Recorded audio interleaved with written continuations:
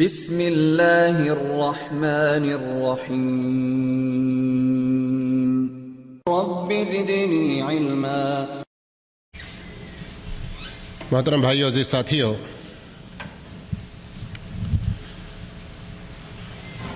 وقت کے گزرنے کے ساتھ ساتھ اللہ سے قربت بڑھنے کے بجائے اور قرآن و حدیث سے اپنا رشتہ گہرا ہونے کے بجائے دنیاوی چمک دھمک کے پیچھے عموماً انسان اس طرح پڑ جاتے ہیں جیسے اللہ رب العالمین نے ہم سے پہلے قوموں کے بارے میں ذکر کیا اور ہم کو تاکید کیا کہ ان جیسی حالت ہماری نہ ہو جائے۔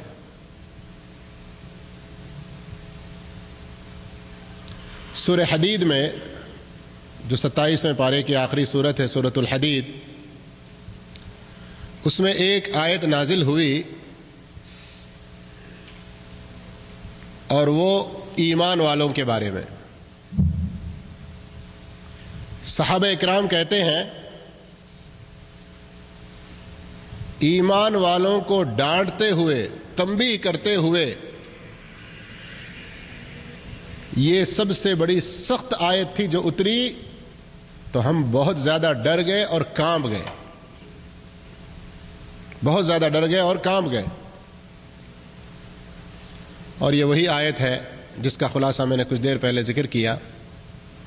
اللہ عز و جل فرماتا ہے أَلَمْ يَأْنِ لِلَّذِينَ آمَنُوا أَن تَخْشَعَ قُلُوبُهُمْ لِذِكْرِ اللَّهِ وَمَا نَزَلَ مِنَ الْحَقِّ۔ کیا مومنوں پر ابھی وہ وقت نہیں آیا کہ ان کے دل ڈر جائیں، کانپ جائیں جو اللہ نے حق نازل کیا ہے اس سے اور اللہ کے ذکر سے؟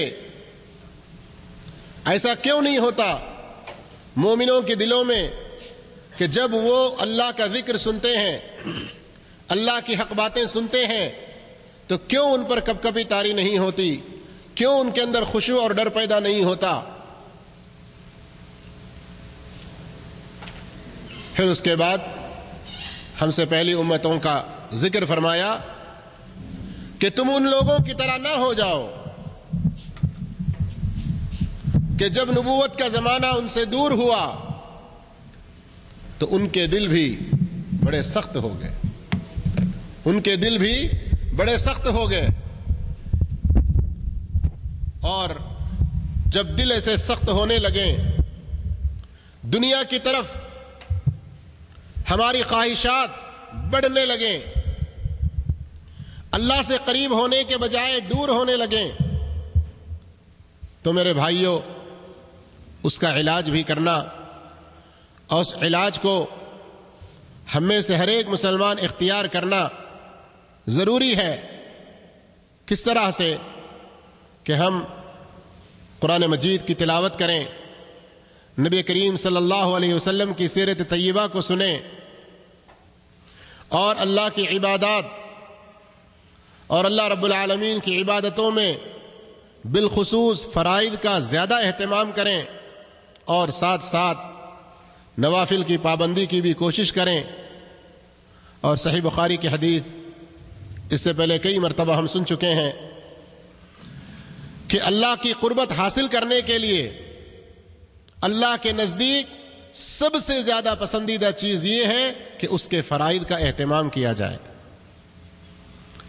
اس لیے میرے بھائیوں، نبی کریم صلی اللہ علیہ وسلم کی سیرت کو سننے کے جہاں بے شمار فائدے ہیں، ان میں سے ایک اہم فائدہ یہ ہے کہ ہمارے دلوں کی سختی اس سے دور ہوتی ہے۔ نبی کریم صلی اللہ علیہ وسلم کی سیرت طیبہ سننے کے نتیجے میں اللہ کی طرف قربت میں ہم ایک قدم اور آگے بڑھ جاتے ہیں۔ نبی کریم صلی اللہ علیہ وسلم کی سیرت میں صحابہ اکرام کی زندگیاں بھی شامل ہو جاتی ہیں، تو ان کے ایمانی کیفیات کو مشکلات و مصیبتوں میں گزرنے کے باوجود کس طرح وہ دین سے اپنا بہت زیادہ قریبی تعلق جوڑے رہے، ان چیزوں کو سنتے ہیں تو ہمارے ایمان میں بھی تازگی، پختگی پیدا ہونے کے بڑے اچھے اسباب ہمیں فراہم ہوتے ہیں۔ اس لیے میرے بھائیوں، ایسی مجلسوں میں شریک ہونا بھی باعث اجر و ثواب ہے۔ ایسی مجلسوں میں جہاں نبی کریم صلی اللہ علیہ وسلم کی صحیح سیرت طیبہ بیان کی جاتی ہو، شریک ہونا، سننا، ان سے اپنے زندگیوں میں ایک تبدیلی لانے کی کوشش کرنا، یہ بہت زیادہ اجر و ثواب کی بات ہے۔ میں فضیلت الشیخ مقصود الحسن فیضی حفظہ اللہ سے گزارش کرتا ہوں کہ تشریف لائیں اور آج کی سیرت النبی صلی اللہ علیہ وسلم کے سلسلے کی جو کڑی ہے وہ ہم بھائیوں کے سامنے پیش کریں۔ اللہ تعالی ہم سب کو بغور سن کر ان سے عبرت و نصیحتیں حاصل کر کے اپنی زندگیوں میں واقعتاً تبدیلی لانے کی توفیق عطا فرمائے۔ جزاکم اللہ خیرا، والسلام علیکم ورحمۃ اللہ وبرکاتہ۔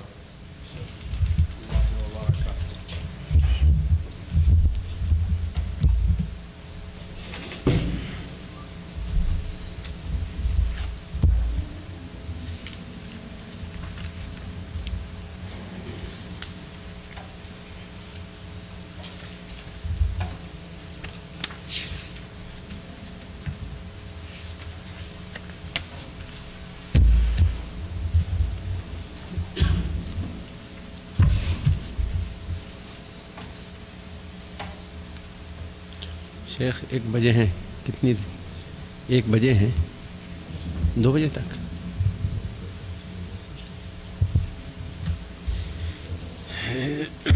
بسم اللہ الرحمن الرحیم، الحمد للہ رب العالمین، الرحمن الرحیم، مالک یوم الدین، ونشهد أن لا إله إلا الله، ونشهد أن سيدنا ومولانا محمدا عبده ورسوله أرسله إلى الناس كافة بشيرا ونذيرا.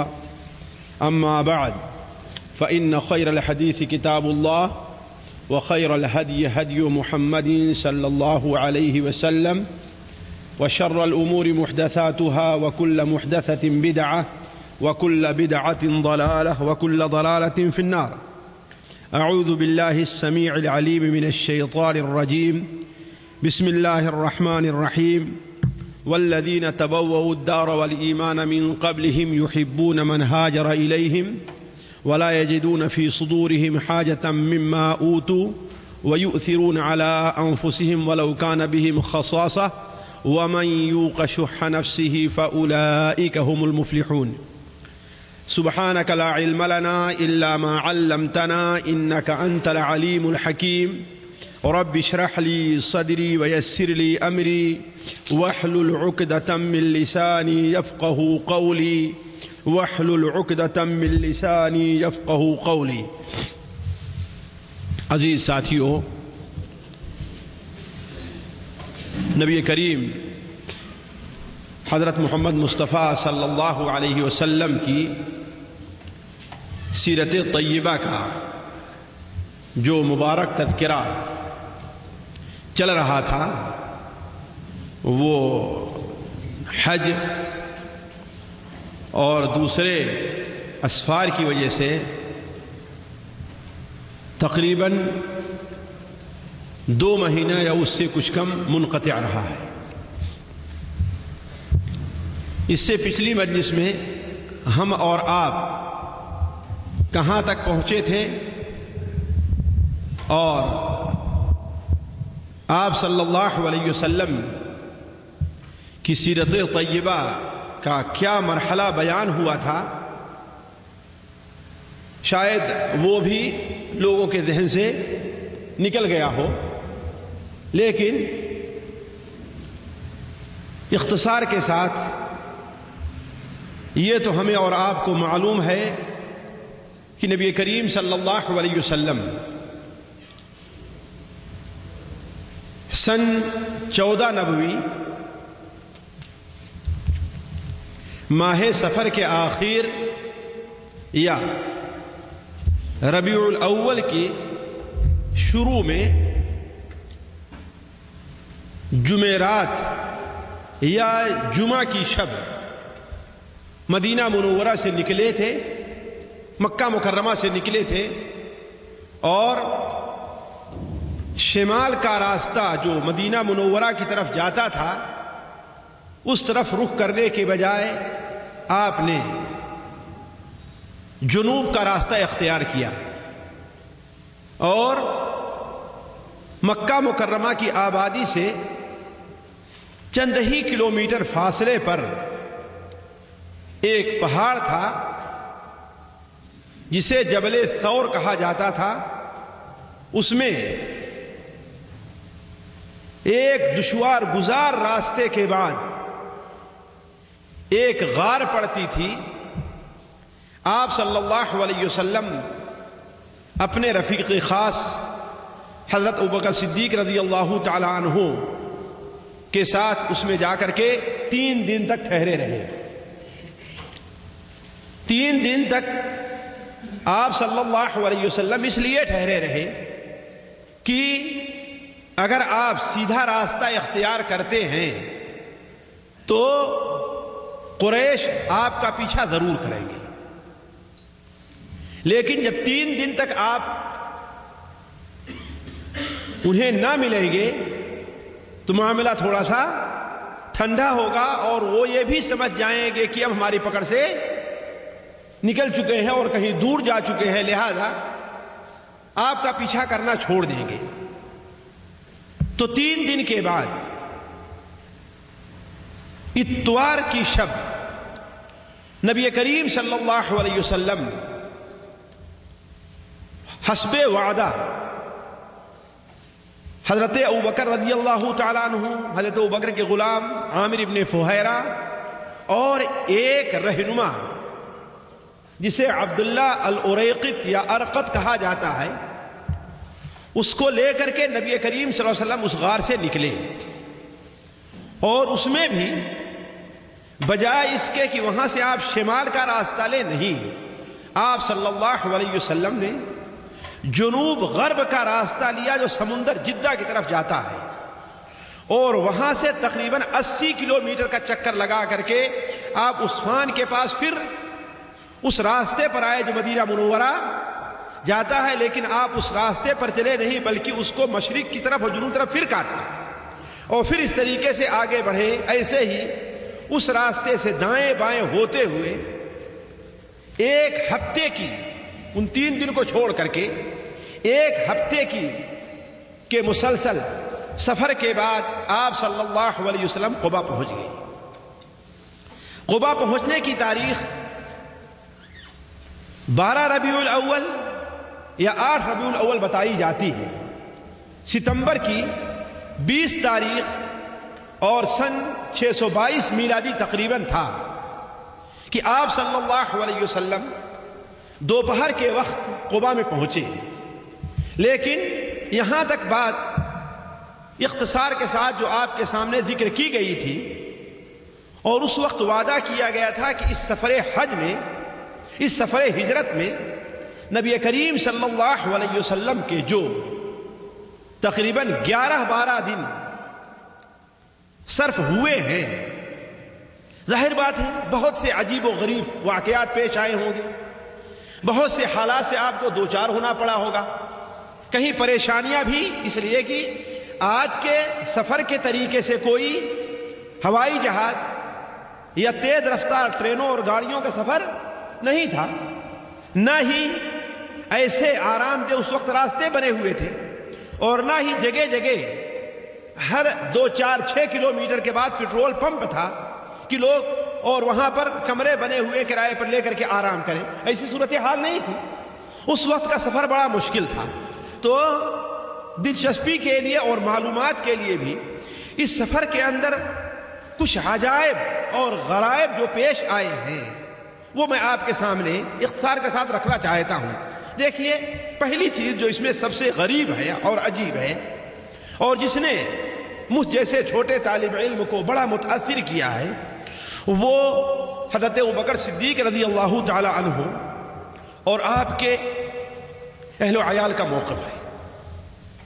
واللہ تعجب ہے ان بدبختوں پر، تعجب ہے ان بدنیت لوگوں پر، تعجب ہے صراط مستقیم سے پھرے ہوئے ان لوگوں پر جو اہل بیت نبوی ہونے کا دعویٰ تو کرتے ہیں، سے محبت کا دعویٰ تو کرتے ہیں، اہل بیت نبوی سے محبت کا دعویٰ تو کرتے ہیں، لیکن نبی کریم صلی اللہ علیہ وسلم کا سب سے بڑا محسن اللہ تعالیٰ کے بعد، آپ کے اوپر سب سے زیادہ قربانی دینے والا، حتیٰ کہ نبی کریم صلی اللہ علیہ وسلم کے نزدیک سب سے زیادہ محبوب شخص اور اس کے خاندان کے بارے میں بد زبانی اور بدنیتی رکھے ہوئے حضرت ابوبکر صدیق رضی اللہ تعالی عنہ مکہ مکرمہ سے آپ سے پہلے ہجرت کرنا چاہتے تھے،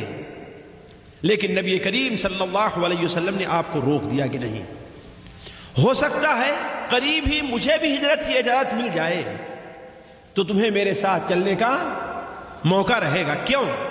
جتنا اعتبار نبی کریم صلی اللہ علیہ وسلم کو، آپ کو ہر صحابی پر اعتماد تھا، لیکن جتنا اعتبار نبی کریم صلی اللہ علیہ وسلم کو حضرت ابوبکر صدیق پر تھا کسی اور پر نہیں تھا، اللہ تعالیٰ کے بعد آپ اور آپ کے خاندان والوں پر جتنا آپ کو اعتماد تھا اتنا کسی اور پر نہیں تھا، لیکن اسی کے ساتھ ساتھ اس خاندان نے اور خود حضرت ابوبکر صدیق رضی اللہ تعالیٰ عنہ نے اس کا اچھا ثبوت بھی پیش کیا۔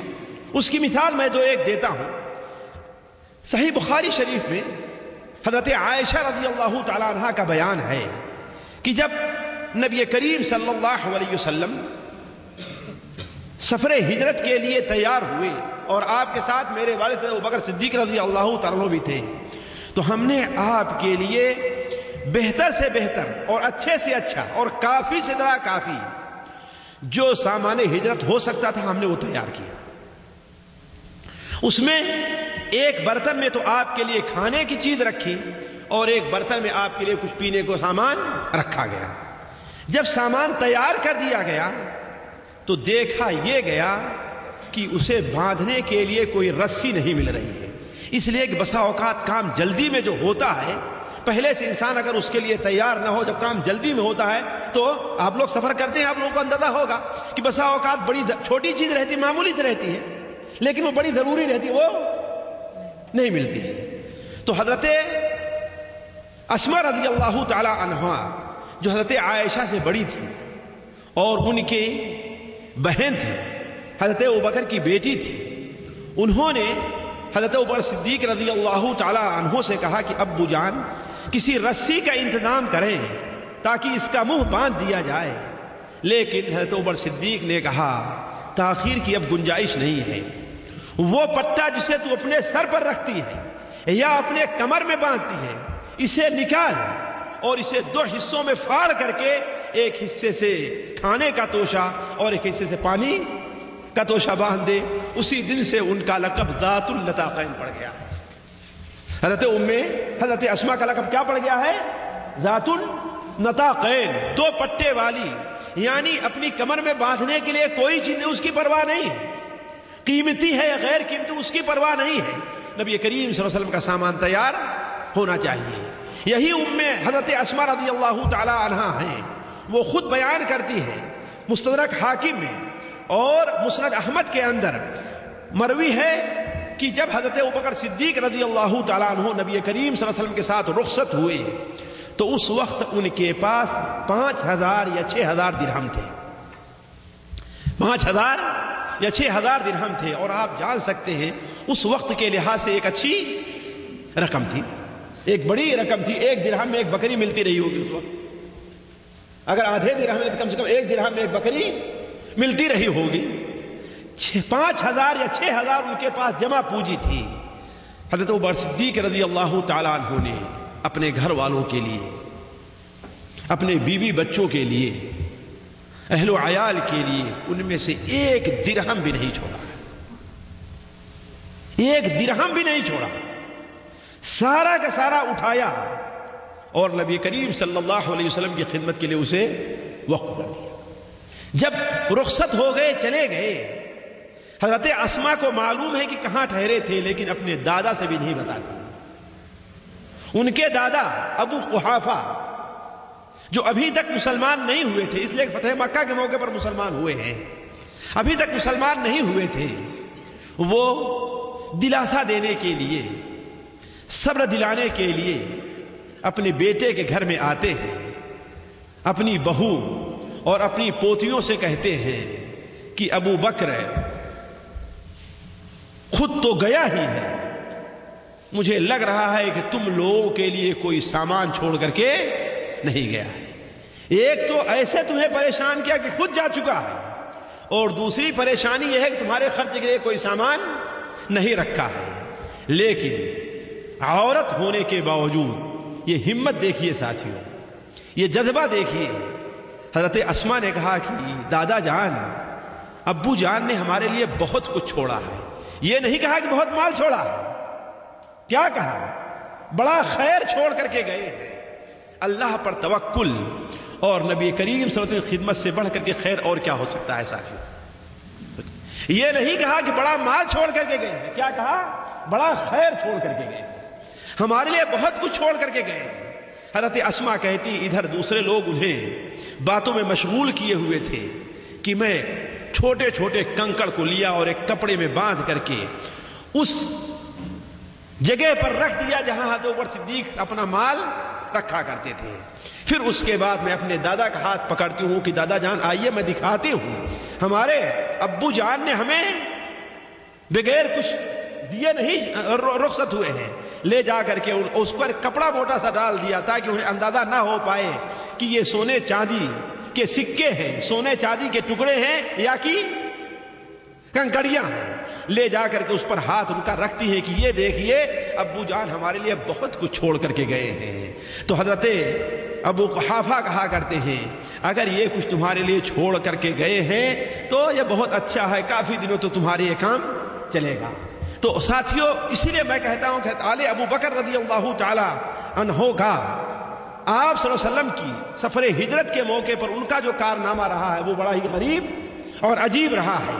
اسی طریقے سے خود حضرت عمر صدیق رضی اللہ تعالی عنہ سفر ہجرت میں نبی کریم صلی اللہ علیہ وسلم کے ساتھ جو تھے، جب آپ صلی اللہ علیہ وسلم ان کی خدمت میں آ کر کے عرض کرتے ہیں کہ ہمیں ہجرت کی اجازت مل گئی ہے، جیسا کہ پچھلی مجلس میں اس کی تفصیل ہم نے آپ کے سامنے رکھی تھی، تو انہوں نے کہا کہ اے اللہ کے رسول صلی اللہ علیہ وسلم، کسی ساتھی کو بھی اجازت ملی ہے کہ نہیں ملی؟ آپ تو جا رہے ہیں، آیا آپ کے ساتھ بھی کوئی رہے گا؟ تو آپ نے فرمایا ہاں تمہیں ساتھ جانے کی بھی اجازت ہے۔ حضرت عائشہ بیان فرماتی ہیں کہ پہلی بار ہم نے اپنی زندگی میں دیکھا تھا کہ کوئی آدمی خوشی سے رو دیتا ہے، کوئی آدمی، حالانکہ ساتھیوں خود آپ سوچیں کہیں بڑی تجارت کے لیے نہیں جا رہے تھے، بڑا خطرناک مرحلہ تھا، اس کے باوجود چونکہ نبی کریم صلی اللہ علیہ وسلم کی خدمت اور آپ کی صحبت کی خوشی تھی، اس لیے حضرت عمر صدیق رضی اللہ تعالیٰ عنہ خوشی سے رو دیے۔ اور جب اللہ کے رسول صلی اللہ علیہ وسلم نے یہ کہا تھا کہ ہاں امید ہے کہ مجھے سفر کی اجازت ملے گی، تو حضرت عمر صدیق رضی اللہ تعالیٰ عنہ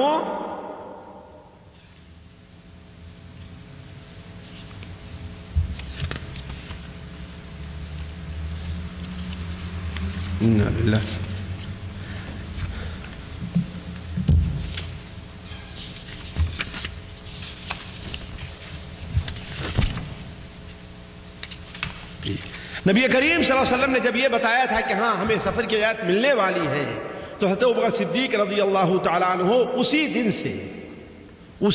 دن سے 2 اونٹنیاں تیار کر کے رکھے تھے، جنہیں عام کھانا نہیں بلکہ ببول کے درخت کی پتیاں۔ ساتھیوں ببول کے درخت کی خوبی یہ ہے کہ جانور اس سے زیادہ موٹاپا تو نہیں آتا ہے، البتہ تندرست ہوتا ہے اور اس کے اندر پھرتی اور چستی زیادہ رہا کرتی ہے۔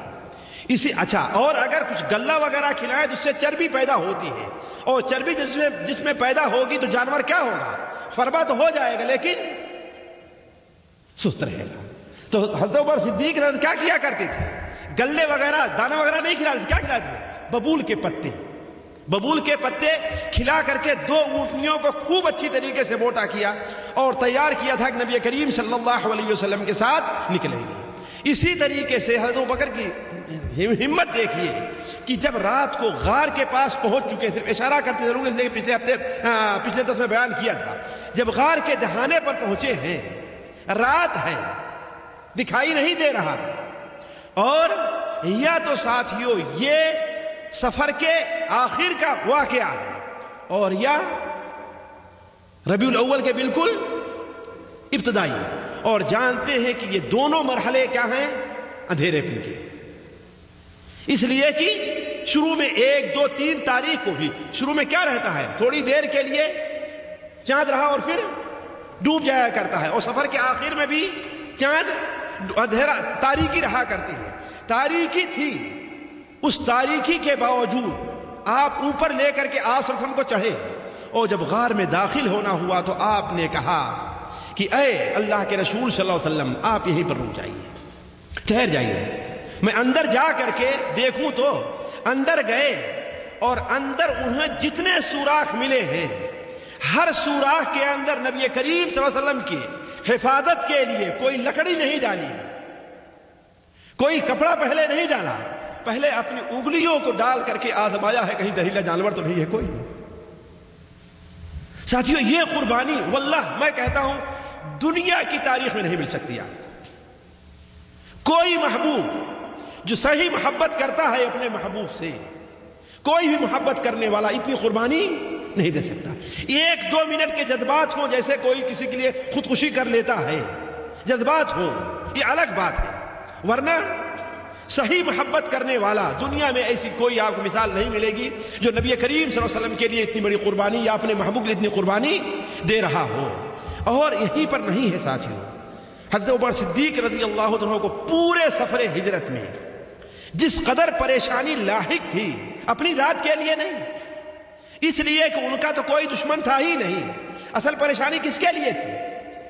اللہ کے رسول صلی اللہ علیہ وسلم۔ جبکہ لوگ راستے میں حضرت ابوبکر کو پہچانتے تھے، اس لیے کہ بڑے مشہور اور مالدار آدمی تھے، تجارت کیا کرتے تھے، اور اللہ کے رسول صلی اللہ علیہ وسلم کو راستے میں لوگ اتنا پہچانتے نہیں تھے، بلکہ بہت مشہور ہے کہ حضرت ابوبکر صدیق رضی اللہ تعالیٰ جب جا رہے تھے تو راستے میں اگر کوئی ملتا، ان کو پہچان لیتا، تو اللہ کے رسول صلی اللہ علیہ وسلم آگے بیٹھے ہوئے تھے اسی سواری پر، حضرت ابوبکر اسی پر کہاں تھے؟ پیچھے، اس لیے کہ 2 اونٹنیاں 2 سواریاں تھیں، اور یہ 4 آدمی تھے، یہ 4 آدمیوں کا قافلہ تھا۔ حضرت ابوبکر صدیق رضی اللہ تعالیٰ ان کا غلام عامر بن فہیرہ، اور تیسرا وہ دلیل اور رہنما عبداللہ بن عریقط، اور چوتھے نبی کریم صلی اللہ علیہ وسلم، اور 2 اونٹنیاں تھیں، لہذا ایک اونٹنی پر 2 آدمی بیٹھا کرتے تھے۔ حضرت عمر صدیق رضی اللہ تعالیٰ عنہ کی حرص اور پریشانی آپ صلی اللہ علیہ وسلم کے لیے یہ ہے کہ آپ کے ساتھ خود بیٹھنا پسند کیا ہے، کسی اور کو آپ کے ساتھ کسی پر اطمینان نہیں تھا، نہیں بیٹھایا ہے، خود بیٹھے ہیں آپ کے پیچھے۔ اور راستے میں جب کوئی آپ کو پہچانتا تو پوچھتا ابو بکر یہ کون ہے، کہاں جا رہے ہیں؟ تو وہ کہتے ہیں کہ یہ مجھے راستہ بتاتے ہیں۔ کیا کہتے تھے؟ یہ مجھے راستہ بتاتے ہیں۔ یہ نہیں کہا کہ اللہ کے رسول ہے، کیوں؟ اللہ کے رسول صلی اللہ علیہ وسلم کے پیچھا لوگ کر رہے تھے، تو لوگوں کو خاموش کرنے کے لیے دھوکے میں کیا کرتے تھے؟ یہ مجھے، لوگ یہ سمجھتے تھے کہ دنیا کے راستہ بتا رہے ہیں، لیکن حقیقت میں کیا تھا؟ آخرت کا راستہ بتاتے تھے۔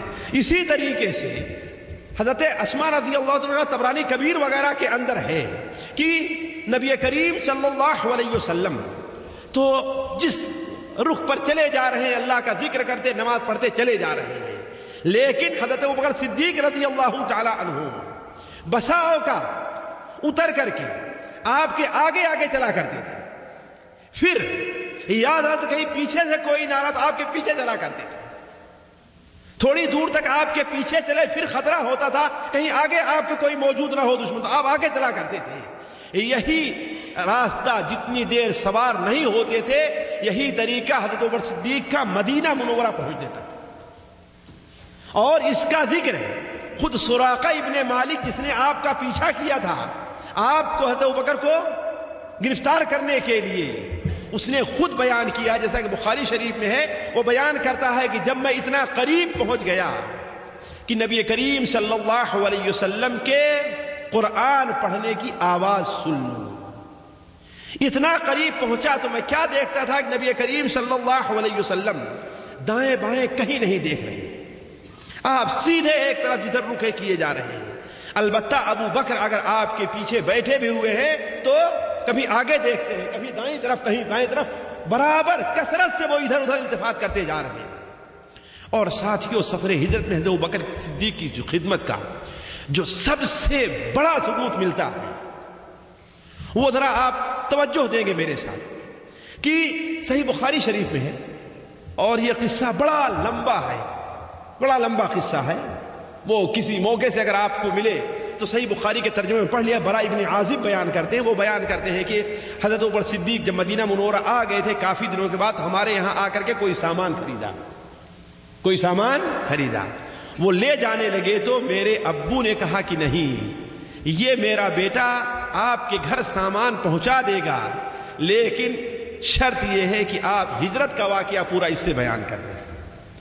ہجرت کا جو واقعہ آپ آئے ہیں اللہ کے ساتھ آپ پورا بیان کر دیں۔ تو برا ابن عازب کہتے ہیں اسی واقعے کے اندر حضرت عمر صدیق بیان فرماتے ہیں کہ ہم لوگ مکہ سے چلے رات کو، تو پوری رات چلتے رہے، مکہ مکرمہ سے غار سے نکلے ہیں تو ہم پوری رات چلتے رہے راستہ بدل کر کے، یہاں تک کہ دوسرے دن دوپہر کا وقت ہو گیا۔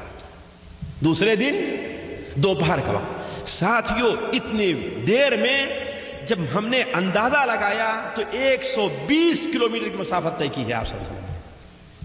کتنا؟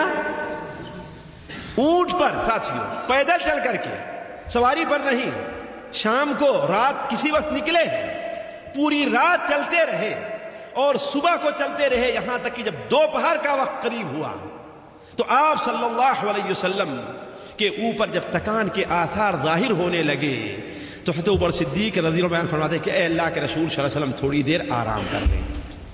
چنانچہ وہ کہتے ہیں کہ آپ صلی اللہ علیہ وسلم کو ایک چٹان ہم نے دیکھا کہ ابھی تک اس کا کچھ سایہ باقی ہے، اس کا سایہ باقی ہے، لہذا اس چٹان کے پاس میں گیا، وہاں پر صفائی کی، میرے پاس جو بچھانے والا سامان تھا اسے بچھا کر کے نبی کریم صلی اللہ علیہ وسلم کو وہاں پر ہم نے لٹا دیا کہ آپ آرام کریں۔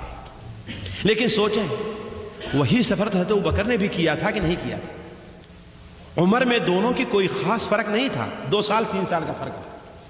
یعنی جس طریقے سے اللہ کے رسول صلی اللہ علیہ وسلم تھک گئے ہوئے تھے، ابو بکر کو بھی تک جانا چاہیے تھا۔ لیکن جانتے ہیں حقیقی محبت جو ہوتی ہے وہ انسان کو اپنے محبوب کے لیے تھکنے نہیں دیتی۔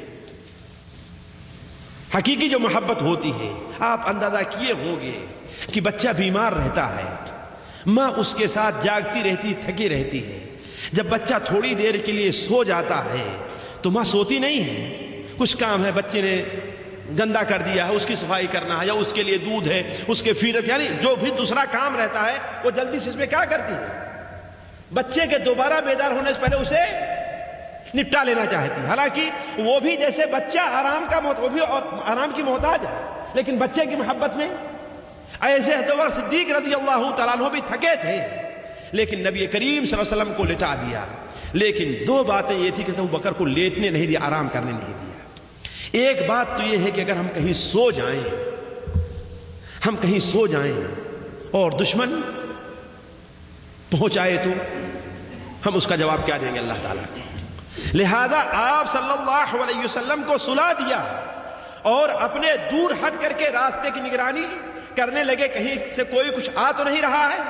حالانکہ آپ کے ساتھ 2 آدمی اور بھی تھے، حضرت بکر صدیق کے ساتھ، لیکن حضرت بکر صدیق کو جتنا اپنے اوپر اپنی ذات پر اعتماد تھا، اللہ کے رسول صلی اللہ علیہ وسلم کے کسی اور پر اعتماد نہیں تھا، تو ان کے سپرد یہ ذمہ داری نہیں رکھی۔ کس کے لیے رکھی؟ اپنے لیے ذمہ داری، اپنے اوپر نہیں، اور بیٹھ کر کے انتظار کرنے لگے، چاروں طرف دیکھنے لگے۔ اتنے میں کیا دیکھتے ہیں کہ ایک بکری کا چرواہا اپنی بکریاں ہانکتے ہوئے اسی چٹان کے پاس آرام کرنے کے لیے آ رہا ہے، اسی چٹان کے پاس آرام کرنے کے لیے آ رہا ہے۔ تو اس بکری والے سے پوچھا، کیا تمہارے، اس لیے کہ دوسری فکر جو تھی اللہ کے رسول صلی اللہ علیہ وسلم کے لیے کچھ کھانے اور پینے کے لیے تھی، کیا تمہارے بکریوں میں کسی بکری کو دودھ ہے؟ اس نے کہا ہاں ہماری بکری دودھ دیتی ہے۔ حضرت عمر صدیق بیان فرماتے ہیں کہ کہا کہ اسے لے آؤ۔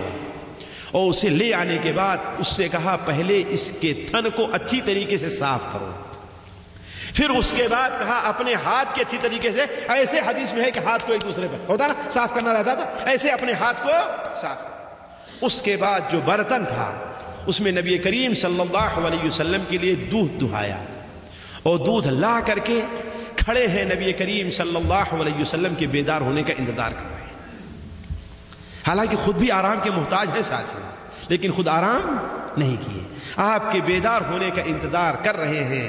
جب نبی کریم صلی اللہ علیہ وسلم بیدار ہوئے تو انہیں دودھ پیش کیا آپ کو پینے کے لیے۔ حدیث شریف کے الفاظ ہیں کہ جب آپ نے پیٹ بھر کر دودھ پی لیا تو رضی، تو اب مجھے خوشی ہوئی اور مجھے سکون ملا کہ ہم نے نبی کریم صلی اللہ علیہ وسلم کی کچھ خدمت کر دی ہے۔ اور پھر اس کے بعد کہا اے اللہ کے رسول صلی اللہ علیہ وسلم، چلنے کا وقت آیا کہ نہیں آیا؟ آپ نے فرمایا کہ ہاں اب سورج کافی ڈھل گیا ہے، ہمیں چلنا چاہیے، اور پھر آرام نہیں کیے اور آپ کو لے کر کے آگے بڑھ گئے۔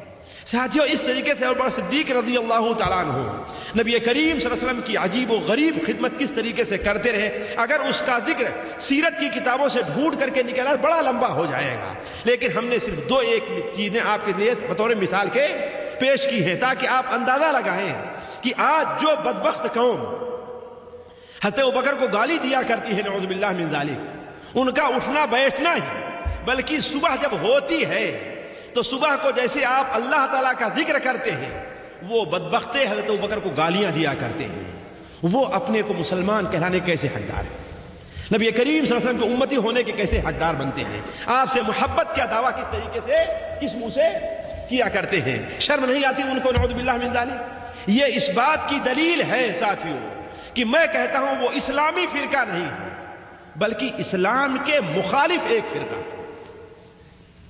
وہ اسلامی فرقہ نہیں ہے، وہ کیا ہے؟ اسلام کے مخالف اینٹی اسلام ایک فرقہ ہے جو مسلمانوں کا نام رکھ کر کے مسلمانوں کے درمیان گھس کر کے اسلام کو نقصان پہنچانا چاہتا ہے۔ خیر، نبی کریم صلی اللہ علیہ وسلم کے سفر ہجرت کے اندر ساتھیوں بعض معجزات کا بھی ظہور ہوا ہے، بعد معجزات کا ظہور ہوا، ان میں سے دو ایک کی طرف میں اشارہ کرتے چلتا ہوں۔ پہلی چیز ہے کہ جب آپ صلی اللہ علیہ وسلم غار میں ٹھہرے ہوئے تھے تو آپ کو اندازہ ہے کہ مکہ کے لوگوں کو جیسے ہی یہ خبر ملتی ہے چاروں طرف ان کے ہرکارے دوڑ جاتے ہیں، صرف یہی نہیں کہ مدینہ کے راستے پر نہیں بلکہ مکہ مکرمہ کے چاروں طرف، یہاں تک کہ کچھ لوگ نبی کریم صلی اللہ علیہ وسلم جس پہاڑ میں ایک غار میں چھپے ہوئے تھے وہاں تک پہنچ گئے، وہاں تک پہنچ گئے۔ یہ قصہ طبرانی میں ہے اور علماء نے اسے صحیح قرار دیا ہے، غار تک پہنچ گئے۔ غار تک جب پہنچ گئے ہیں تو ابوبکر کو ظاہر بات بڑی تشویش لاحق ہوئی اور کہا اے اللہ کے رسول صلی اللہ علیہ وسلم وہ اتنے قریب پہنچ گئے ہیں کہ ہمیں دیکھ لیں گے۔ آپ نے فرمایا اے ابو بکر وہ ہمیں نہیں دیکھ سکتا، کیوں؟ اس لیے کہ ہمارے درمیان اور اس کے درمیان اللہ تعالیٰ نے فرشتوں کو حائل کر دیا ہے، فرشتے ہمیں اس سے چھپائے ہوئے ہیں، اور حضرت ابوبکر کو اطمینان کے لیے اللہ تبارک و تعالیٰ کا کرنا یہ کہ ان میں کا ایک شخص، اس لیے کہ وہ تو سمجھ رہا تھا یہاں کوئی ہے ہی نہیں، بالکل غار کی طرف رک کر کے پیشاب کرنا شروع کر دیا، بالکل غار کی طرف رک کر کے پیشاب کرنا شروع کر دیا۔ آپ نے کہا اے ابوبکر تم نے دیکھ لیا نا، اگر وہ ہمیں دیکھتا ہوتا تو کم سے کم کچھ تو شرماتا، ہمارے طرف رک کر کے پیشاب نہ کرتا۔ اس کا مطلب یہ ہے کہ وہ ہمیں دیکھ نہیں رہا ہے۔ یہ نبی کریم صلی اللہ علیہ وسلم کا معجزہ تھا جو ظاہر ہوا۔ اسی طریقے سے آپ لوگ بار بار پڑھتے آئے ہیں کہ سراقہ ابن مالک ان کا قصہ بخاری شریف میں کئی جگہ آیا ہوا ہے۔ ایک جگہ ہے سراقہ ابن مالک بیان کرتے ہیں کہ میں اتنا قریب پہنچ گیا کہ نبی کریم صلی اللہ علیہ وسلم کے بالکل قریب آ گیا۔ حضرت ابوبکر صدیق رضی اللہ عنہ دیکھ کر کے پریشان ہو گئے اور کہا اے اللہ کے رسول صلی اللہ علیہ وسلم اس نے تو ابھی ہمیں پا لیا۔ آپ نے فرمایا، آپ دوسری طرف حضرت سراقہ کی طرف آپ نے رخ کیا اور رخ کرنے کے بعد کہا اللہم اسرعہ، اے اللہ تعالیٰ اسے پچھاڑ دے۔ آپ کی زبان سے ابھی یہ الفاظ نکلنے ہی نہیں تھے، کہتے سراقہ ابن مالک کا گھوڑا پھسلا، اس کے پاؤں گھٹنوں تک اندر چلے گئے اور وہ زمین پر آ کر کے وہ گر پڑا۔ ایک بار دو بار کوشش کیا، وہ سمجھ گیا کہ اب میں وہاں تک نہیں پہنچ سکتا۔ تب سراقہ کہتا ہے کہ میں آپ سے امان چاہتا ہوں، البتہ یہ بتائیے کہ میں آپ کی کچھ مدد کر سکتا ہوں یا نہیں مدد کر سکتا۔ کچھ کھانے پینے کی چیز پیش کیا لیکن آپ نے قبول نہیں کیا، اور بلکہ آپ نے یہ کہا کہ اتنا ضرور کرو کہ ہمارے بارے میں لوگوں کو اطلاع نہ دینا، بلکہ یہ کہنا کہ یہاں سے کوئی نہیں گیا ہے۔ اور یہی ہوا۔ اسی لیے حضرت انس بن مالک بیان فرماتے ہیں کہ کچھ دیر پہلے تو اللہ کے رسول کا دشمن بن کر کے جا رہا تھا، اور تھوڑی ہی دیر میں اللہ کے رسول صلی اللہ علیہ وسلم کی طرف سے حفاظت آپ کی کرنے لگا۔ اسی طریقے سے نبی کریم صلی اللہ علیہ وسلم سفر ہجرت پر جب نکلے تھے تو تقریباً 200 کلومیٹر باقی رہا ہوگا، یعنی تقریباً آدھا راستہ آپ نے طے کر لیا تھا۔ ظاہر بات ہے ایسے موقع پر اتنے پینے کا سامان آپ کے پاس موجود راستے میں نہیں تھا، نہ اتنا لے کر کے چل سکتے تھے، تو آپ کو کچھ کھانے اور پینے کی ضرورت محسوس ہوئی۔ تو ایک مشہور عورت تھی عرب میں، اور شام سے جو قافلہ سمندر کی طرف سے ہو کر کے آیا کرتا تھا، رابغ جہاں پر آج ہے، آج جہاں پر رابغ ہے جہاں سے وہ ینبوع اور دوسرے لوگ احرام باندھتے ہیں، اسی کے قریب بالکل عام شاہراہ جو تھی ان کا خیمہ تھا۔ ام معبد انہیں کہا جاتا تھا، ان کے شوہر ابو معبد تھے۔ وہ بڑی ہی سخی عورت تھی، جو ادھر سے گزرتا تھا اس کی خدمت، اس کی ضیافت کیا کرتی تھی۔ اتفاق کی بات یہ ہے کہ جب اللہ کے رسول صلی اللہ علیہ وسلم کو وہاں سے گزر ہوا تو اس وقت ان کی بکریاں جس میں دودھ وغیرہ وہ یہاں پر موجود نہیں تھیں۔ آپ صلی اللہ علیہ وسلم نے ابو معبد سے پوچھا کیا تمہارے پاس کچھ ہے بکریاں دودھ کے لیے؟ کہا کہ یہاں پر تو صرف جو بکریاں ہیں یا تو وہ حمل والی بکریاں ہیں، امید گابھن ہے جسے کہتے ہیں، ہے نا، یعنی ان کے پیٹ میں بچہ ہے، دودھ نہیں ہے، یا بعد بیمار ہیں جن کے تھن سوکھ گئے ہیں۔ آپ صلی اللہ علیہ وسلم نے اشارہ کیا کہ وہ بکری جو ہے اس کی کیا کیفیت ہے؟ کہا ہاں وہ بھی بکری ہے لیکن مریض ہے۔ آپ نے فرمایا اسے لے کر کے آؤ۔ وہ بکری لائی گئی۔ آپ صلی اللہ علیہ وسلم نے پڑھ کر کے اللہ تبارک و تعالیٰ سے دعا کی، اور دیکھتے ہی دیکھتے اس بکری کے تھن دودھ سے بھر گئے۔ آپ نے انہی سے برتن مانگا، اور برتن مانگنے کے بعد اس میں دوہا، اور سب سے پہلے انہیں پلایا تاکہ وہ یہ نہ کہے کہ جادو ہے یہ۔ سب سے پہلے کیا کیا؟ خود انہیں ان کے گھر والوں کو پلایا، پھر آپ صلی اللہ علیہ وسلم اور اپنے ساتھیوں نے اس کا دودھ پیا۔ یہ معجزہ دیکھ کر کے حضرت ابو معبد نے کہا کہیں آپ وہی تو نہیں ہیں جسے قریش کے لوگ بددین کہتے ہیں؟ اس لیے کہ معلوم تھا کہ ایک ایسا شخص نکلا ہوا ہے، کہیں آپ وہی تو نہیں ہیں جسے قریش کے لوگ بددین صابی کہتے ہیں؟ آپ نے فرمایا کچھ میرے بارے میں ایسا ہی لوگ کہتے ہیں۔ آپ نے نہیں کہا کہ میں بددین ہوں، آپ نے کیا فرمایا؟ میرے بارے میں لوگ کچھ ایسا ہی کہتے ہیں۔ یہ کہنا تھا کہ ابو معبد نے کلمہ پڑھا اور وہیں پر مسلمان ہو گئے۔ اور صرف یہی نہیں، وہ کہنے لگے کہ میں بھی آپ کے ساتھ اب چلتا ہوں۔ چھوڑ دیا آپ دنیا کو، اپنی بکریوں کو، اپنے گھر والوں کو۔ کیا کہا؟ میں بھی آپ کے ساتھ چلتا ہوں۔ آپ نے فرمایا نہیں، ابھی میرے ساتھ چلنے کا وقت نہیں آیا ہے، تم یہیں پر رہو، اپنی بکریوں میں رہو، جب دیکھنا کہ اللہ تعالیٰ نے مجھے کامیابی اور فتح مندی عطا کی ہے تم بھی مدینہ منورہ چلے آنا۔ تو عرض کرنے کا مقصد سفر ہجرت کے اندر نبی کریم صلی اللہ علیہ وسلم کے عجیب اس قسم کے معجزات پیش آئے، اور ایسے ہی بہت سے واقعات پیش آئے ہیں۔ ان تمام کا ذکر ظاہر بات یہاں اب ایک مشکل کام ہے، صرف ایک چیز ذکر کر کے میں آگے بڑھتا ہوں۔ اللہ کے رسول صلی اللہ علیہ وسلم مدینہ منورہ سے تقریباً 114 کلومیٹر کی دوری پر رہ گئے تھے۔ آپ حضرت ام معبد کے خیمے سے آگے بڑھے، سفر کرتے ہوئے جا رہے تھے تو تقریباً 100 کلومیٹر، 80 کلومیٹر، 90 کلومیٹر چلنے کے بعد آپ نے پھر قیام کیا۔ اس لیے کہ ساتھیوں اس وقت جو ہے ایک منزل جو عام طور پر ہوا کرتی تھی وہ 45 یا 48 میل کی رہا کرتی تھی، 45 یا 48 میل کی رہا کرتی تھی۔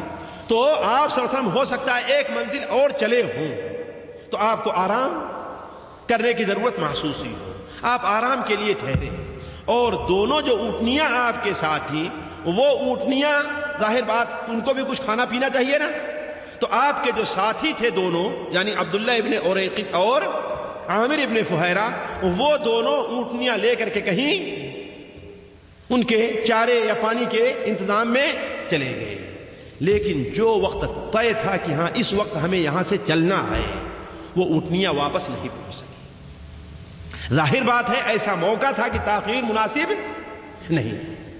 آپ صلی اللہ علیہ وسلم اس کے لیے پریشان تھے کہ اتنے میں ایک صحابی جو بھی مسلمان نہیں ہوئے تھے، اوس ابن حجر السلمی، اوس ابن حجر السلمی بعد میں مسلمان ہوئے، انہوں نے آپ صلی اللہ علیہ وسلم ان کا گزر ہوا آپ کے پاس سے، آپ کی پریشانی دیکھی تو انہوں نے کیا کام کیا، اپنی اونٹنیوں میں سے دو تیز رفتار اور تندرست اونٹنیاں عطا کی اور اپنے ایک ماہر غلام جس کا نام مسعود تھا اس کو آپ کے ساتھ کیا اور کہا کہ یہاں آپ انہیں روکو نہیں، پتہ نہیں کب کافر لوگ آپ کے پیچھے پہنچ جائیں، انہیں لو اور جو راستہ آسان ہو اور زیادہ محفوظ ہو اس راستے پر لے جا کر کے انہیں مدینہ منورہ چھوڑ کر کے آؤ، اور جب تک یہ یثرب نہ پہنچ جائیں تم واپس نہیں آنا۔ تو اللہ تبارک و تعالیٰ نے نبی کریم صلی اللہ علیہ وسلم کا انتظام آپ کے ایک ایسے شخص سے جو آپ اگرچہ مسلمان نہیں تھا آپ کی خدمت کا موقع اسے عطا فرمایا۔ اس طریقے سے نبی کریم صلی اللہ علیہ وسلم ساتھیوں قباء پہنچ گئے تھے۔ قباء جیسا کہ ہم نے عرض کیا آپ صلی اللہ علیہ وسلم جس دن قباء پہنچے تھے وہ دوشنبہ کا دن تھا۔ کون سا دن تھا وہ؟ دوشنبہ۔ نبوت کی 14واں سال تھا، 12 ربیع الاول یا 8 ربیع الاول کی تاریخ تھی۔ ہوا یہ ساتھیوں کہ مدینہ منورہ کے لوگ، جبکہ قباء بھی اس کا ایک حصہ، جبکہ جو جہاں آپ اصل جائے اسے یثرب کہا کرتے تھے اور یہ قباء کا علاقہ تھا۔ آپ لوگ اچھی طریقے سے جو تاریخ سے تعلق رکھتے ہیں یا پرانے ہیں وہ یہ جانتے ہوں گے پہلے جو شہر رہا کرتے تھے وہ ایک شہر تو عام مشہور رہا کرتا تھا، لیکن اس کے ارد گرد چھوٹی چھوٹی آبادیاں رہا کرتی تھی، جیسے 2 کلومیٹر 3 کلومیٹر 4 ایسے ہی فاصلہ رہا کرتا تھا۔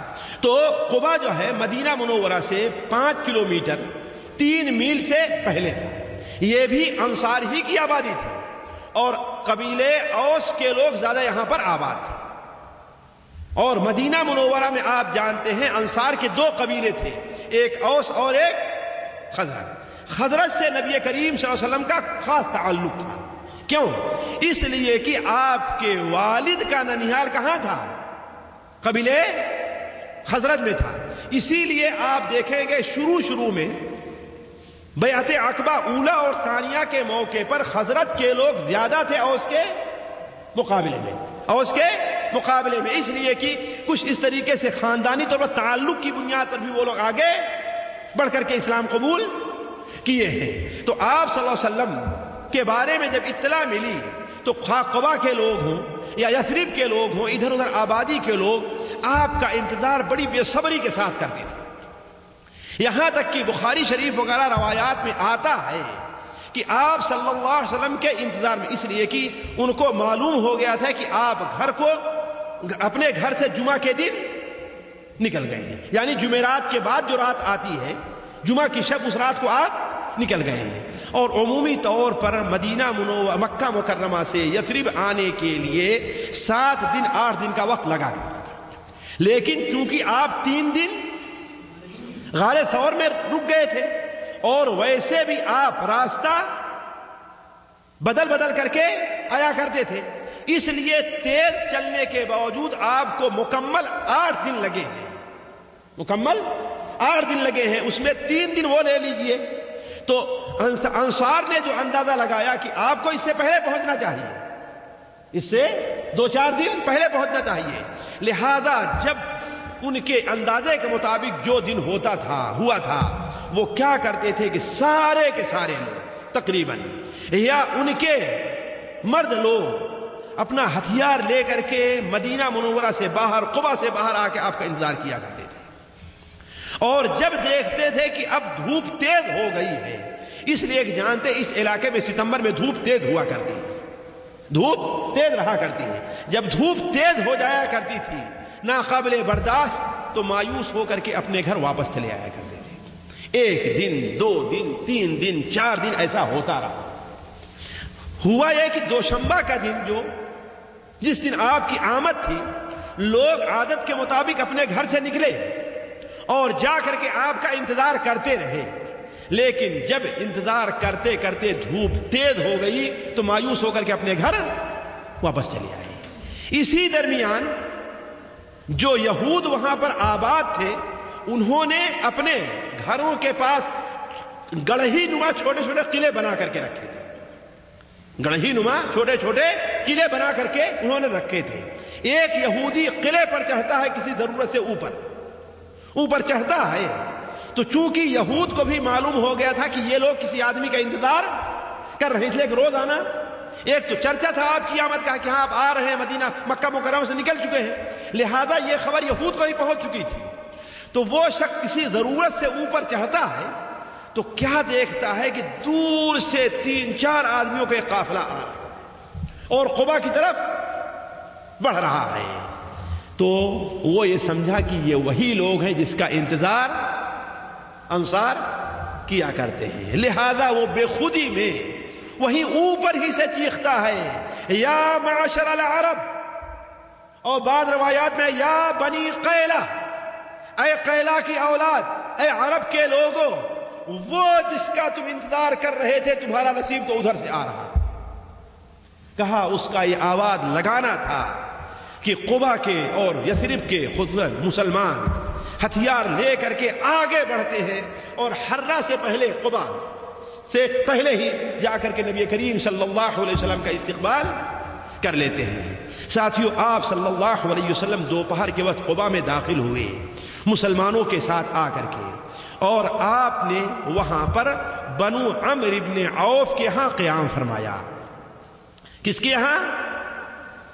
عمرو بن عوف. اس لیے کہ یہ بنو اوس کا ایک قبیلہ تھا. جس صحابی کے دروازے پر آپ جا کر کے رکے تھے ان کا نام کلثوم ابن حدم بیان کیا جاتا ہے، یا بعض روایتوں میں سعد ابن خیثمہ بیان کیا گیا. حضرت عمر صدیق رضی اللہ تعالی عنہ آپ کے چونکہ ساتھ تھے، اور حضرت عمر صدیق پر اب بڑھاپے کے آثار نبی کریم صلی اللہ علیہ وسلم سے زیادہ ظاہر ہو چکے تھے. اس لیے کہ آپ صلی اللہ علیہ وسلم کے بال بڑے دیر میں، بلکہ وفات تک آپ کے بالوں میں سفیدی بڑی کم آئی تھی. یہاں کچھ بال سفید ہو گئے تھے اور داڑھی کے تو ایک بال سفید ہو گئے تھے. اسی لیے مکہ مدینہ منورہ میں ایک بار حضرت عمر صدیق نے جب آپ کے 2-1 بال دیکھے سفید تو کہا اے اللہ کے رسول، شیب تب آپ بوڑھے ہو گئے. تو آپ نے فرمایا شیبتنی ہود و اخواتها، سورہ ہود اور اس قسم کی صورتوں نے مجھے بوڑھا کر دیا ہے. تو چونکہ حضرت عمر صدیق رضی اللہ تعالی عنہ پر بڑھاپے کے آثار دیکھتے ہیں، بعض لوگوں کے بال جلدی سفید ہو جاتے ہیں اور بعض لوگوں کے، تو لوگ یہ سمجھتے تھے چونکہ مدینہ منورہ اور قبا کے زیادہ لوگوں نے آپ کو دیکھا نہیں تھا عام طور پر لوگوں نے، اور نہ آج کی طریقے سے ٹیلی ویژن یا اخبارات کا معاملہ تھا کہ فوٹو ہر دم ہر جگہ چھپتی رہی ہو، آپ کو دیکھا نہیں تھا. تو لوگ یہ سمجھتے تھے بہت سے لوگ کہ حضرت عمر صدیق ہی اللہ کے رسول ہے. لہذا انہی سے آ کر کے السلام علیک یا رسول اللہ، السلام علیک یا رسول اللہ. حضرت عمر صدیق نے اس کو محسوس کر لیا کہ ہاں لوگ دھوکے میں ہیں، لیکن ادب کا تقاضا یہ تھا کوئی خاص بات نہ کریں. انہوں نے کیا کیا؟ دیکھا کہ آپ صلی اللہ علیہ وسلم جس جگہ پر ٹھہرے ہوئے ہیں وہاں پر سایہ کیا ہے، سکڑتا چلا جا رہا ہے اور وہاں پر دھوپ پہنچ رہی ہے. لہذا اٹھتے ہیں اور اپنی چادر سے نبی کریم صلی اللہ علیہ وسلم کے اوپر سایہ کر لیتے ہیں. جب سایہ کر لیا تب لوگوں کو معلوم ہوا کہ اللہ کے رسول تو یہ ہیں. آپ صلی اللہ علیہ وسلم وہاں پر چند دن ٹھہرے، لیکن آپ کے داخل ہونے کی کیفیت جو وہاں پر تھی وہ ساتھیوں الفاظ میں نہیں بیان کی جا سکتی. جس قدر خوشی ہوئی تھی. اوس ہی قبیلے کے ایک صحابی بیان فرماتے ہیں کہ ما رأیت اہل المدینہ، ہم نے مدینہ والوں کو نبی کریم صلی اللہ علیہ وسلم کی آمد پر جتنا خوش ہوتے دیکھا ہے کسی اور موقع پر ہم نے اتنا خوش ہوتے نہیں دیکھا۔ کہا حتیٰ کہ مردوں کی بات تو چھوڑ دیجئے، عورتوں کی بات تو چھوڑ دیجئے، آزاد لوگوں کی بات تو چھوڑ دیجئے، غلام لوڈیاں جو تھیں وہ بھی خوشی سے نغمے گاتی تھی اور کہتی تھی اتا رسول اللہ اتا محمد قدم رسول اللہ قدم محمد، اللہ کے رسول صلی اللہ علیہ وسلم تشریف لے آئے اور محمد تشریف لے آئے۔ تو آپ کی وجہ سے سارے لوگ کیا ہیں بڑے خوش تھے۔ آپ صلی اللہ علیہ وسلم نے قباء میں ساتھیوں 4 دن یا 12 دن یا 24 دن قیام فرمایا ہے جی۔ 4 دن سمجھ لیں، 4 دن یا کتنا 12 دن یا 24 دن آپ نے قیام فرمایا ہے، اس لیے کہ آپ کی منزل اصل قباء نہیں تھی۔ آپ صلی اللہ علیہ وسلم اصل میں جانا چاہتے تھے کہاں؟ یثرب، جو مدینہ منورہ کا پرانا نام تھا۔ آپ صلی اللہ علیہ وسلم جس دن داخل ہوئے ہیں اس دن سے اس کا نام یثرب سے بدل کر کے کیا پڑ گیا؟ مدینۃ النبی پڑ گیا ہے۔ کیا پڑ گیا ہے؟ مدینہ کے معنی ہوتا ہے کیا ساتھیوں؟ شہر، سٹی کے، ہے نا؟ جیسے مدینۃ الزلفی، مدینۃ الغار، مدینۃ الریاض، ہے کہ نہیں؟ مدینہ کے معنی کیا ہوتا ہے؟ شہر کے۔ تو مدینۃ النبی یعنی نبی کا شہر، اسے اختصار کے ساتھ کیا کہا جانے لگا؟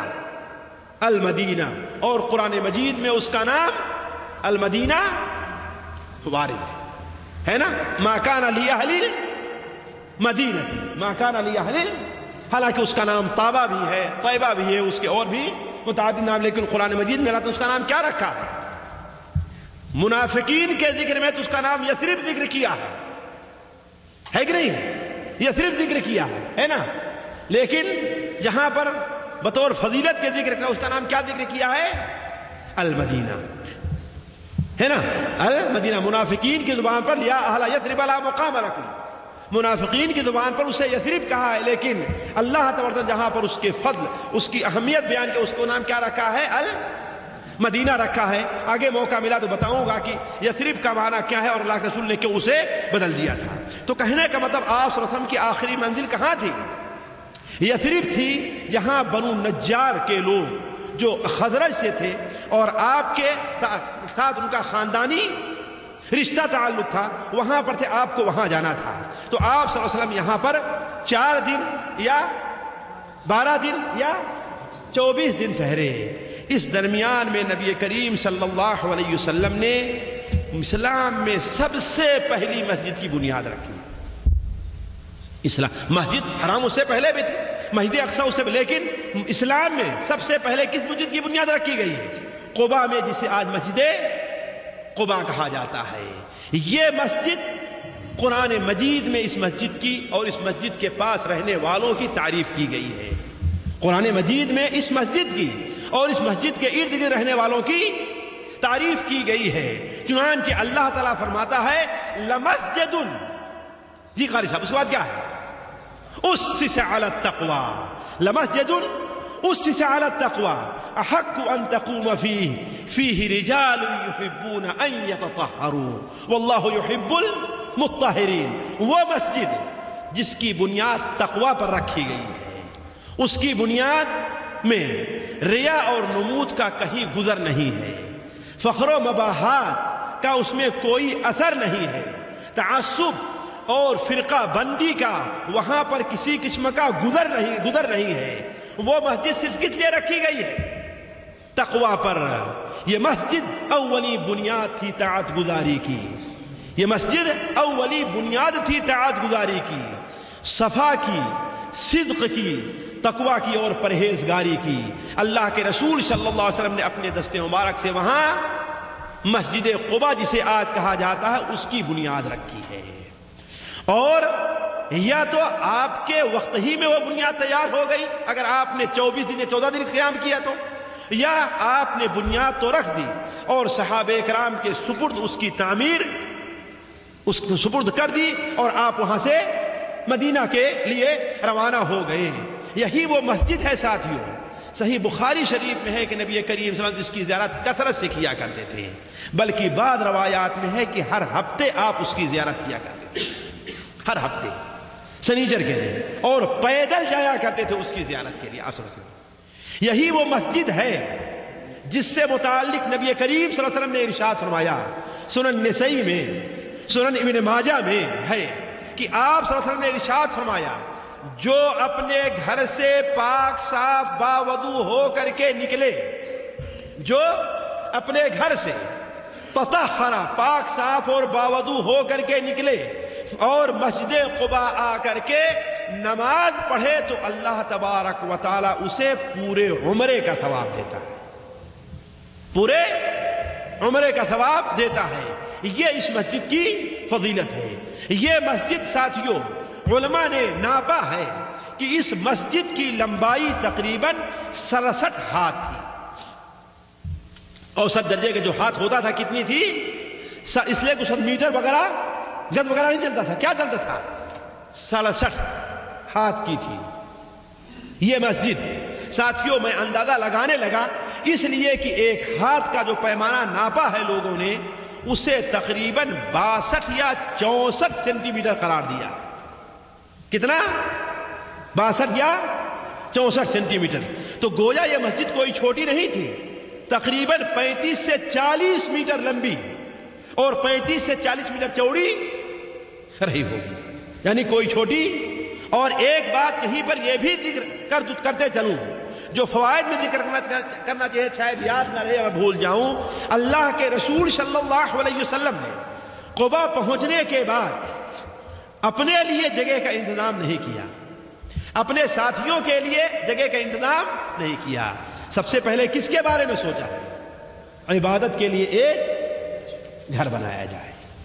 آج یہ چیز ساتھیوں ہمارے درمیان سے رخصت ہو گئی ہے۔ ہم اپنے لیے اعلیٰ سے اعلیٰ گھر بنوانا چاہیں گے، بہترین اپنی استطاعت میں بہترین سے بہترین گھر بنوانا چاہیں گے، زیادہ سے زیادہ جگہ لینا چاہیں گے، لیکن مسجد کا جب معاملہ آئے گا تو اس کے لیے چندہ شروع کر دیتے ہیں۔ یہ آج ہمارے یہاں یہ عام رواج ہو گیا ہے کہ لوگوں کے پاس اپنی تجارت کے لیے پیسہ رہتا ہے، حتیٰ کہ مقدمہ لڑنے کے لیے پیسہ رہا کرتا ہے، اپنا گھر بنانے کے لیے پیسہ رہا کرتا ہے، دکھانے کے لیے اپنے بیٹی اور بیٹے کی شادیوں میں فضول خرچی کے لیے پیسہ رہا کرتا ہے، اپنا گھر 3 یا 4 منزلہ کرائے پر دینے کے لیے اپنے پاس پیسہ رہا کرتا ہے، لیکن مسجد کا جب معاملہ آئے تو 10,000 روپے بھی ہمارے جیب سے نہیں نکلتے۔ ہے بات صحیح کہ نہیں صحیح؟ جبکہ اصل یہ ہے، اے غافل انسان، اے غافل مسلمان، جہاں تو دنیا میں اپنے رہنے کے لیے ایک گھر بنا رہا ہے، ذرا آخرت میں تو اپنے لیے کوئی گھر بنا لے تو۔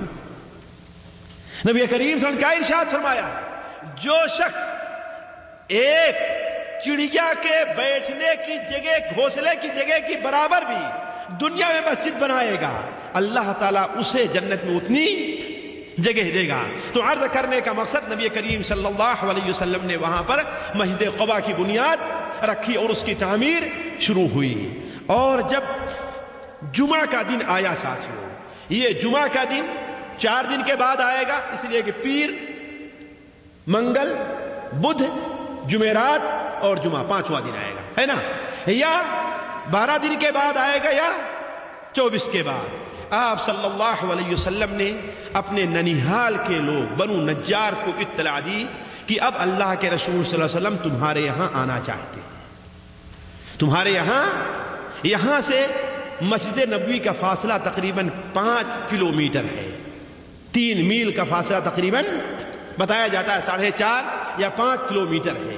نبی کریم صلی اللہ علیہ وسلم نے اطلاع دی تو بنو نجار کے 500 لوگ، اس لیے کہ انتظام میں تو تھے ہی سارے کے سارے، بنو نجار کے 500 لوگ نبی کریم صلی اللہ علیہ وسلم کی خدمت میں اپنا ہتھیار لے کر کے حاضر ہو گئے۔ چاشت کا وقت تھا، جمعہ کا دن تھا، نبی کریم صلی اللہ علیہ وسلم ان کے جلوں میں ان کے ساتھ ہو کر کے روانہ ہو گئے۔ کہاں؟ اس جگہ جہاں آج مسجد نبوی بنائی گئی ہے، یعنی مدینہ منورہ کے لیے۔ ساتھیوں، وہ منظر کیسا تھا،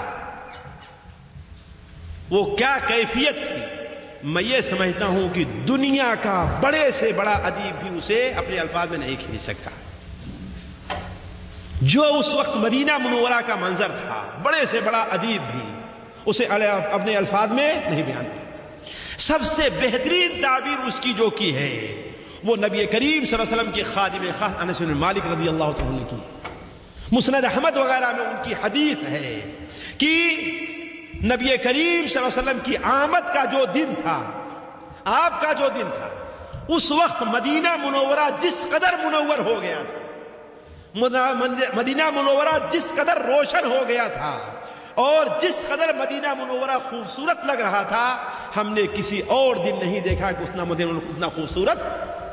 اس لیے کہ اس سے خوبصورت، اس سے افضل کوئی انسان مدینہ منورہ ہونے والا ہے ہی نہیں ہے، تو کیسے ہوگا. اور کہا کہ ہم نے وہ دن بھی دیکھا ہے کہ جس دن نبی کریم صلی اللہ علیہ وسلم کی وفات ہوئی ہے تو مدینہ منورہ اس دن جس قدر غمگین نظر آ رہا تھا، جس قدر مدینہ منورہ میں اندھیرا چھایا ہوا تھا، ہم نے کسی اور دن میں نہیں دیکھا ہے. ساتھیوں، نبی کریم صلی اللہ علیہ وسلم جس راستے سے گزرتے تھے، چاروں طرف راستوں میں مردوں اور بچے اور بچیوں کی قطار تھی، اور عورتوں کے لیے جب یہاں جگہ نہیں ہوئی تو اپنی چھتوں سے آپ صلی اللہ علیہ وسلم کا دیدار کرنا چاہتی تھی. یہاں تک کہ نبی کریم صلی اللہ علیہ وسلم کے لیے راستہ چلنا مشکل ہو گیا تھا. ابھی مشکل سے آپ صلی اللہ علیہ وسلم کلومیٹر یا 1.25 کلومیٹر ہی آگے گئے رہے ہوں گے کہ وہاں پر ابھی تک آپ نے جو قیام کیا تھا وہ عمرو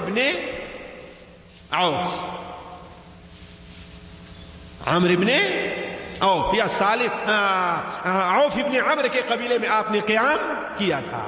اور اس سے آگے بڑھے اسی قبیلے کی ایک اور شاخ تھی جسے بنو سالم کہا جاتا تھا. سالم ابن عوف ابن عمرو یا سالم ابن عمرو ابن عوف، اس قبیلے کے لوگ نبی کریم صلی اللہ علیہ وسلم کے سامنے کھڑے ہو جاتے ہیں. اس قبیلے کے لوگ کہ آپ نے ہمارے بھائیوں کو شرف بخشا کہ 3 دن تک آپ وہاں پر رہے ہیں، لہذا کم سے کم تھوڑی دیر کے لیے ٹھہر کر کے ہمیں آپ تو شرف بخشیں. لہذا نبی کریم صلی اللہ علیہ وسلم نے ان کی خواہشات کی قدر کی اور آپ وہیں پر ٹھہر گئے. آپ لوگوں میں سے جو لوگ مسجد نبوی سے قباء کے لیے جا رہے ہوں گے تو جہاں سے تھوڑے سے کھجور وادی ایک شروع ہوتی ہے اور تقریباً 2-2.5 کلومیٹر جانے کے بعد یا 3 کلومیٹر بائیں طرف وادی میں ذرا نچلی زمین میں آپ کو ایک مسجد ملے گی جسے مسجد جمعہ کہا جاتا ہے، جسے مسجد جمعہ کہا جاتا ہے. یہی جگہ تھی بنو سالم کے، یہی سے بنی بنو سالم جو تھے یہی جگہ تھی. آپ صلی اللہ علیہ وسلم نے انہیں بھی عزت بخشا، انہیں بھی شرف بخشا. آپ وہیں پر ٹھہر گئے اور آپ نے وہیں پر جمعہ کی نماز پڑھائی. آپ نے وہیں پر جمعہ کی نماز پڑھائی اور ایک عظیم مختصر سا خطبہ دیا، جس خطبے کے اندر آپ صلی اللہ علیہ وسلم نے اللہ کی توحید اور آخرت پر توجہ دینے پر زیادہ زور دیا ہے، آخرت پر توجہ پر زیادہ زور دیا. تو آپ صلی اللہ علیہ وسلم نے وہاں جمعہ کی نماز پڑھائی اور وہاں جمعہ کی نماز پڑھانے کے بعد آپ صلی اللہ علیہ وسلم رخصت ہوئے کہاں کے لیے؟ یثرب کے لیے. راستے میں بنو نجار کی بچیاں، چھوٹے چھوٹے بچے آپ کی آمد پر گیت گانے لگے. وہ گیت جو بہت مشہور ہے، حالانکہ عربی زبان میں ہو، سارے ہمارے اردو زبان والے بھی اس کو عام طور پر جانتے ہیں. وہ کیا ہے؟ طلع البدر علینا من ثنیات الوداع وجب الشکر علینا ما دعا للہ دعا ایہا المبعوث فینا جیت بالامر المطاع.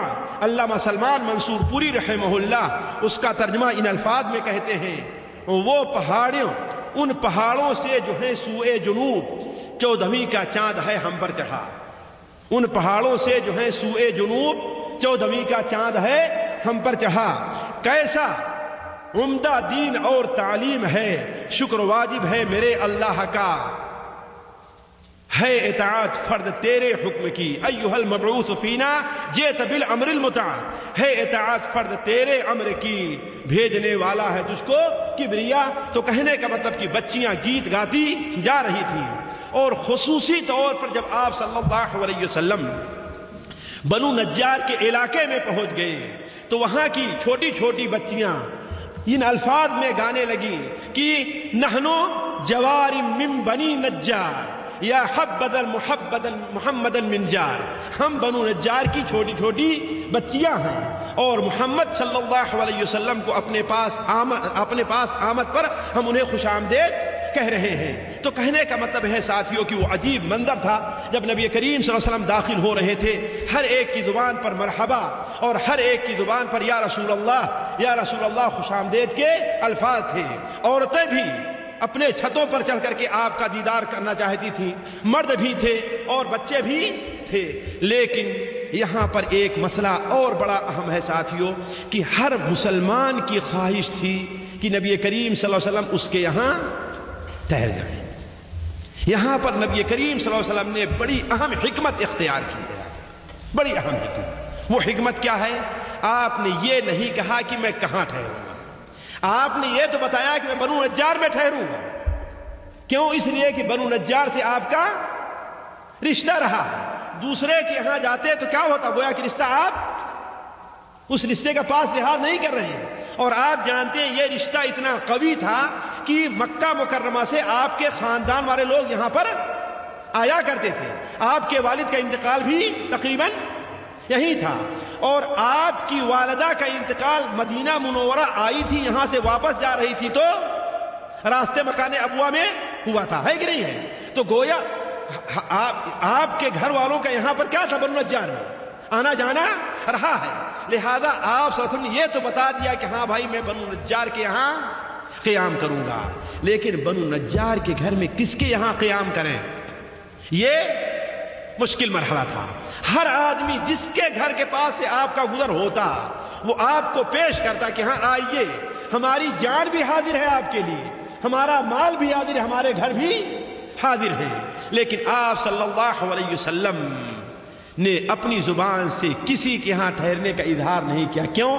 اس لیے ایک کے سامنے اظہار کرتے دوسرا کیا سمجھتا کہ اب مثال کے طور پر ساتھیوں کسی گاؤں میں آپ کے 4 ماموں رہتے ہیں، آپ ایک کے ہاں جائیں دوسرا دل میں لے آئے کہ نہیں لے آئے گا؟ بات ہے کہ نہیں کہ میرے اوپر ان کو ترجیح دی، ہے کہ نہیں ہے؟ تو آپ صلی اللہ علیہ وسلم اگر کسی کے ہاں ٹھہرتے دوسرا کیا ہوتا؟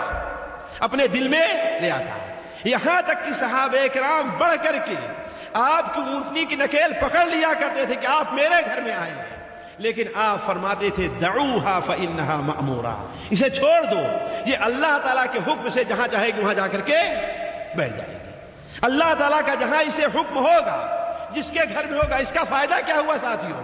جب وہ اللہ کے حکم سے بیٹھے گی تو نبی کریم صلی اللہ علیہ وسلم سے کوئی آدمی اپنے دل میں ناراضگی محسوس نہیں کرے گا۔ تو میں عرض کر رہا تھا ساتھیوں کہ بچیاں جب یہ گا رہی تھی اور آپ کی اونٹنی جا رہی تھی تو ایک جگہ پہنچ کر کے نبی کریم صلی اللہ علیہ وسلم ان بچیوں کے ان اشعار سے بڑے متاثر ہو گئے۔ چھوٹے چھوٹے بچے ظاہر بات ان کے زبان سے تتلے فتلے الفاظ نکلتے اچھے بھی لگتے ہیں کہ نہیں ہے؟ آپ بلکہ اپنی سواری سے اتر کر کے ان بچیوں کے پاس جاتے ہیں اور کہتے ہیں اتحبونی اتحبونی، کیا تم ہم سے محبت کرتی ہو، ہمیں چاہتی ہو؟ کہتی ای واللہ یا رسول اللہ، اے اللہ کے رسول، اللہ کی قسم ہم آپ کو چاہتی ہیں۔ آپ صلی اللہ علیہ وسلم نے اس وقت جواب دیا اللہ یعلم، اللہ تعالیٰ جانتا ہے کہ میرے دل میں بھی تمہارے لیے بڑی محبت ہے، میں بھی تم سے محبت کرتا ہوں۔ عرض کرنے کا مقصد یہ ہے، یہ اونٹنی آگے چلتے چلتے چلتے چلتے چلتے چلتے ایک ایسی جگہ پر جا کر کے ٹھہر جاتی ہے جہاں پر آج مسجد نبوی کی تعمیر ہوئی ہے۔ آج مسجد نبوی جہاں پر ہے وہاں ایک کھلیان تھا، بغل میں مشرکین کی کچھ قبریں تھیں، کچھ کھجور دکھائی دے رہے تھے۔ یہ اونٹنی چلتے چلتے جاتی ہے اور وہیں پر ٹھہر جاتی ہے۔ آپ صلی اللہ علیہ وسلم تھوڑی دیر کے لیے اونٹنی پر سے اترے نہیں، اونٹنی دوبارہ اٹھتی ہے اور تھوڑی دور آگے جاتی ہے، تھوڑا سا پیچھے آتی ہے اور پھر دوبارہ آ کر کے وہیں پر ٹھہر جاتی ہے۔ اس کا مطلب ہے کہ اللہ تعالیٰ کا حکم تھا کہ اونٹنی یہیں پر ٹھہرے، اونٹنی یہیں پر رک جائے۔ جب وہاں پر اونٹنی دوبارہ آ کر کے ٹھہر گئی تو نبی کریم صلی اللہ علیہ وسلم اونٹنی سے نیچے آئے۔ آپ کا اونٹنی سے نیچے آنا تھا، آپ پوچھتے ہیں کہ اس سے سب سے زیادہ قریب کس کا گھر ہے؟ جہاں پر میری اونٹنی ٹھہری ہوئی ہے سب سے قریب، اس لیے ظاہر بات زیادہ حقدار وہی بنتا ہے۔ یہ سننا تھا۔ کہتے ابو ایوب انصاری رضی اللہ تعالیٰ عنہ آگے بڑھ کر کے کجاوا کو اٹھا کر کے لے جا کر کے اپنے گھر میں رکھ لیتے ہیں۔ آپ نے فرمایا المرء مع رحلہ، آدمی کا سامان جہاں جائے گا وہی وہ بھی جائے گا۔ اس طرح نبی کریم صلی اللہ علیہ وسلم ابو ایوب انصاری جو مدینہ منورہ کے مالدار لوگوں میں تھے، آپ کے والد کے ننیحال، آپ کے والد کے ننیحال یعنی بنو نجار کے تھے اور قریبی تھے، آپ صلی اللہ علیہ وسلم ان کے یہاں قیام کرنا قبول فرمایا۔ تھوڑی ہی دور پر اسعد ابن زرارہ رضی اللہ تعالیٰ عنہ کا گھر تھا۔ یہ اسعد ابن زرارہ وہ ہیں جو بیعت عقبہ اولا اور ثانیہ دونوں میں شریک ہوئے تھے۔ انہیں کچھ نہیں ملا تو انہوں نے اونٹنی کی نکیل پکڑی، اس کو اٹھایا اور اپنے گھر لے جا کر کے چلے گئے کہ مجھے اگر کچھ نہیں ملتا ہے نبی کریم صلی اللہ علیہ وسلم اونٹنی کی خدمت ہی مجھے مل جائے یہی بہت کافی ہے۔ اس طریقے سے نبی کریم صلی اللہ علیہ وسلم مدینہ منورہ میں داخل ہو گئے اور حضرت ابو ایوب انصاری رضی اللہ عنہ کے گھر میں قیام فرمایا۔ اب یہیں سے مدینہ منورہ میں نبی کریم صلی اللہ علیہ وسلم قیام کا دور شروع ہوتا ہے، جو آپ کے سامنے اگلی مجلس میں رکھا جائے گا۔ اللہ تعالیٰ سے دعا ہے کہ اللہ تعالیٰ ہمیں حق کہنے اور ہمیں اور آپ کو حق پر عمل کرنے کی توفیق عطا فرمائے۔ اللہ تعالیٰ ہمیں نبی کریم صلی اللہ علیہ وسلم کی سیرت کو سننے اور آپ کی سیرت کو اپنی زندگی میں اپنانے کی توفیق عطا فرمائے۔ اللہ تعالیٰ ہمارے اور آپ کے دل میں نبی کریم صلی اللہ علیہ وسلم کی محبت کو جاگزی کر دے۔ اللہ تعالیٰ ہمارا اور آپ کا یہاں پر جمع ہونا، اکٹھا ہونا قبول فرمائے۔ یہاں جمع ہونے کی برکت سے اللہ تعالیٰ ہمارے اور آپ کے گناہوں کو معاف فرما دے۔ سبحانک اللہم و بحمدک، اشہد ان لا الہ الا انت، استغفرک و اتوب الیک۔